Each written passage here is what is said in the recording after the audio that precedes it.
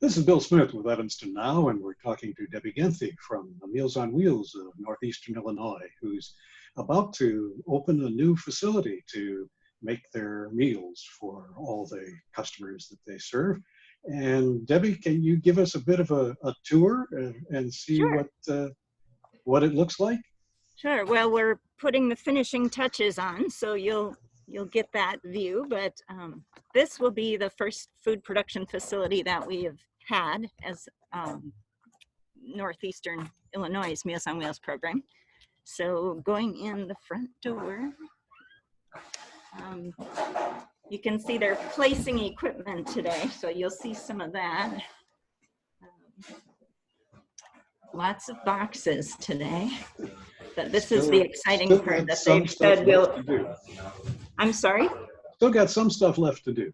Oh, quite a bit, unfortunately, but things will really take shape today. They're saying this is the most visible piece of the project. So you can see they're assembling shelves and putting in ceiling tiles, things like that. Quite a bit going on today, and trying to maintain social distancing is a challenge, but we are doing our very best. Okay, so can you tell me a little more about how the program has been affected by the COVID-19 crisis? Sure. And what you're planning to do to expand your services? Right, so we had a huge increase in the number of clients, of course, and also a lot more people who were willing to volunteer, which was great news. But with our little staff, we're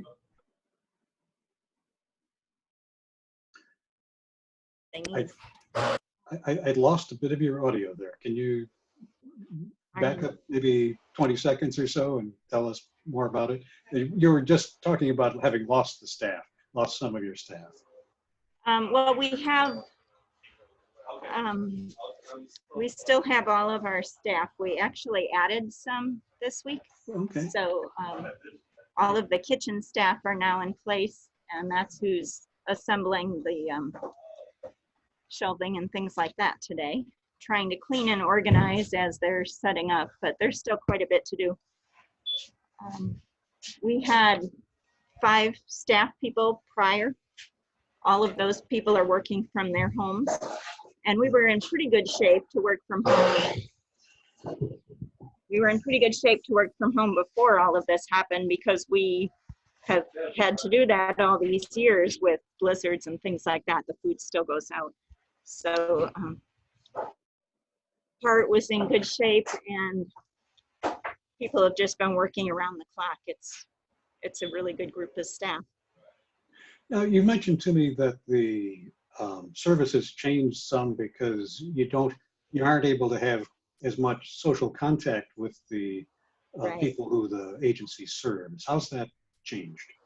So instead of doing our daily delivery, we are doing a weekly delivery of frozen meals, which is not something we normally would do.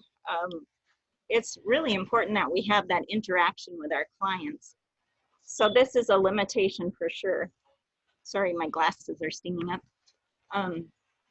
Instead, we have volunteers calling clients from their homes just to do a check and a little visit. That social interaction is just so critical, but so is the nutrition piece, obviously, as well. So just trying to do the best we can, limit exposure. We do the weekly delivery to the person's door, and try to limit exposure. This is such a vulnerable population. We just have to be super careful with them. Other than that, we are looking forward to having the daily fresh deliveries again very soon. So the program has been serving roughly how many people in the past, and how many more people do you expect to be able to serve once the new right? So over the up? course of a year, because people kind of come and go on and off the program with hospital visits and things of that sort, we tend to serve about 250 people a year. And this year we're already projecting 500 clients will be served. But we know the need in the community that we're currently delivering to is about 14,000. There's a lot more to be done, and that's why this facility was important. We need to be able to get the quantities that are needed to make that happen. Okay, and how big is the area that your program serves? What's geographic? We're the area north of Chicago to the Wisconsin state line. So east of 94, and in some places we bump out to like 294 in the Glenbrook Hospital area. Okay. Well, best of luck. What's the schedule for actually getting the new kitchen up and running? Well, it was supposed to be up and running by now. So like any construction project, we're behind, but we're doing the best we can.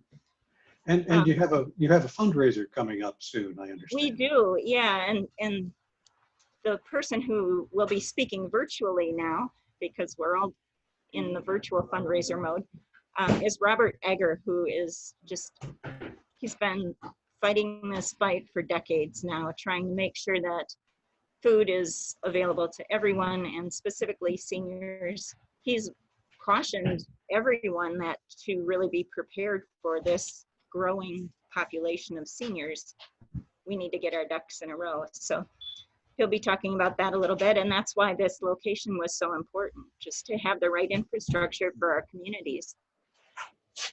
Okay, well, thanks very much. Debi Genthe from Meals on Wheels of Northeastern Illinois, based right here in Evanston. Thank you. Bye-bye.